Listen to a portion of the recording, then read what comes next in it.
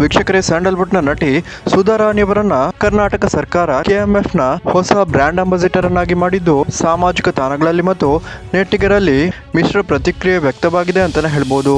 ಕೆಲವರಂತೂ ನಟಿ Sudha ರಾಣಿಯವರನ್ನ brand ambassador ಅನ್ನಾಗಿ ಮಾಡೋದ್ರ ಬದಲು ಹೊಸ ನಟಿಯರು ಮತ್ತು ಹೊಸ ಪ್ರತಿಭೆಗಳಿಗೆ ಅವಕಾಶವನ್ನ ಕೊಡಬಹುದಿತ್ತು ಅಂತ ಮಾತಾಡ್ಕೊಳ್ತಿದ್ದಾರೆ.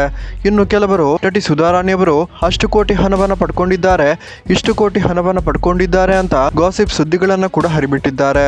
ಹಾಗಾದ್ರೆ ವೀಕ್ಷಕರೇ, ನಿಜಕ್ಕೂ ನಟಿ ಸುಧಾ ರಾಣಿಯವರು ಕೆಎಂಎಫ್ ನ ಬ್ರ್ಯಾಂಡ್ ಅಂಬಾಸಿಡರ್ ಆಗೋದಿಕ್ಕೆ ಎಷ್ಟು ಹಣವನ್ನ ಪಡ್ಕೊಂಡಿದ್ದಾರೆ, ನಟಿ ಸುಧಾ ರಾಣಿಯವರನ್ನೇ ಯಾವ ಕಾರಣಕ್ಕಾಗಿ ಬ್ರ್ಯಾಂಡ್ ಅಂಬಾಸಿಡರ್ ಅನ್ನಾಗಿ ಮಾಡಿದ್ದಾರೆ ಅನ್ನುವ ಸಂಪೂರ್ಣ ಮಾಹಿತಿಯನ್ನ ಈ ಒಂದು ವಿಡಿಯೋದಲ್ಲಿ ನಾವು ನೋಡೋಣ. ವೀಕ್ಷಕರೇ, ಈ ಹಿಂದೆ ಪವರ್ ಸ್ಟಾರ್ ಪುನೀತ್ ರಾಜ್ಕುಮಾರ್ ಆಗಿರ್ಬೋದು, ನಟ ಶಿವರಾಜ್ ಕುಮಾರ್ ಆಗಿರ್ಬೋದು, ಇವರೆಲ್ಲರೂ ಕೂಡ ಕೆಎಂಎಫ್ ನ ಬ್ರ್ಯಾಂಡ್ ಅಂಬಾಸಿಡರ್ ಆಗಿ ನಟನೆಯನ್ನ ಮಾಡಿದ್ದರು. ಪುನೀತ್ ರಾಜ್ಕುಮಾರ್ ಮತ್ತು ಶಿವರಾಜ್ ಕುಮಾರ್ ಸರ್ಕಾರದಿಂದ ಒಂದೇ ಒಂದು ಪೈಸೆ ಹಣವನ್ನು ತೆಗೆದುಕೊಳ್ಳದೆ ನಂದಿನಿಯ ಜಾಹೀರಾತಿನಲ್ಲಿ ನಟಿಸಿದ್ದು, ಇತ್ತೀಚೆಗೆ ಬಿಗ್ ಬಾಸ್ ಕನ್ನಡ ಸೀಸನ್ 12 ನ ಗಿಲ್ಲಿ ನಟ ಅವರನ್ನು ಕೂಡ ನಂದಿನಿ ಬ್ರ್ಯಾಂಡ್ಗೆ ರಾಯಭಾರಿಯನ್ನಾಗಿ ಮಾಡಬೇಕು ಅಂತ ಸಾಕಷ್ಟು ಚರ್ಚೆಗಳು ಕೂಡ ನಡೆದಿತ್ತು.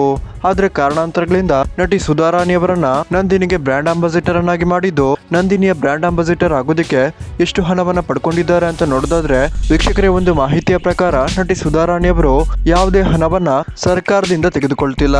ಅದರ ಬದಲು ತಮ್ಮ ಒಂದು ತಾಯಿಯ ಹೆಸರಿನಲ್ಲಿ ಕನ್ನಡ ಸರ್ಕಾರಿ ಶಾಲೆ ಒಂದರ ದುರಸ್ತಿ ಕೆಲಸವನ್ನ ಮಾಡಿಸಿ ಮತ್ತು ಮಕ್ಕಳಿಗೆ ಉಚಿತ ಬುಕ್ ಮತ್ತು ಶೂಗಳನ್ನು ವಿತರಿಸಿ ಇಂತಿಷ್ಟು ಸ್ಕಾಲರ್ಶಿಪ್ ಅಂತ ಕೊಡಿ ಅಂತ ಸುಧಾ ರಾಣಿಯವರು ಸರ್ಕಾರಕ್ಕೆ ತಿಳಿಸಿದ್ದಾರೆ ಅಂತ ಹೇಳಲಾಗ್ತಿದೆ. ಸೊ ವೀಕ್ಷಕರೇ, ನಿಮ್ಗೆ ಇದ್ರ ಬಗ್ಗೆ ಏನನಿಸುತ್ತೆ? ಹಾಗೇನೆ ನಟಿ ಸುಧಾ ರಾಣಿಯವರು ಬ್ರ್ಯಾಂಡ್ ಅಂಬಾಸಿಡರ್ ಆಗಿದ್ದು ಯಾರಿಗೆಲ್ಲ ಖುಷಿ ಆಯ್ತು ಈ ವಿಡಿಯೋಗೊಂದು ಲೈಕ್ ಮಾಡಿ ಮತ್ತು ಹೆಚ್ಚಿನ ಅಪ್ಡೇಟ್ಗಳಿಗಾಗಿ ಈ ಚಾನಲ್ ಅನ್ನ ಸಬ್ಸ್ಕ್ರೈಬ್ ಮಾಡ್ಕೊಳ್ಳಿ.